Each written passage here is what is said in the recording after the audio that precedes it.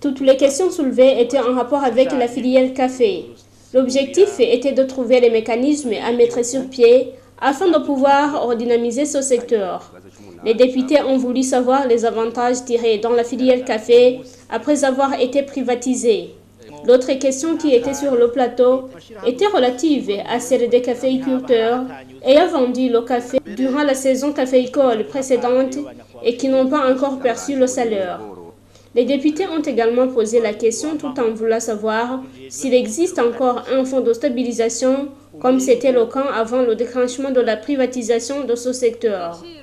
Répondant à toutes ces questions, les ministres ont fait savoir que le gouvernement poursuit toujours de près cette filière combien importante car elle figure parmi les grandes sources de devises pour le pays.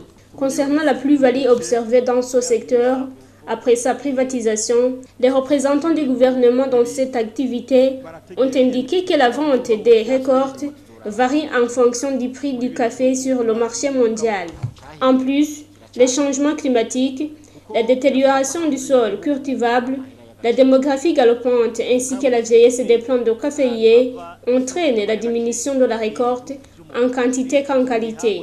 Quant à la question relative à 12 000 caféiculteurs qui ne sont pas encore payés une somme d'1,620 931 458 francs burundais par différentes sociétés privées qui opèrent dans le secteur café, ces représentants du gouvernement ont indiqué que l'État va avaliser ces sociétés dans différentes banques pour qu'elles puissent payer cette somme au profit des caféiculteurs.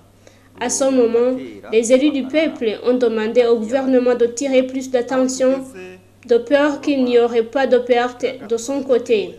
Concernant le fonds de stabilisation, le ministre en charge des Finances a indiqué que ce dernier existe encore, mais qu'il ne peut pas contribuer dans la filière café, car cette dernière est déjà privatisée. Le président de l'Assemblée nationale, Pascal Nyabenda, a alors demandé à ses représentants du gouvernement de prioriser les études qui seront mises sur pied afin de promouvoir la filière café et émettre une loi les régissant si nécessaire.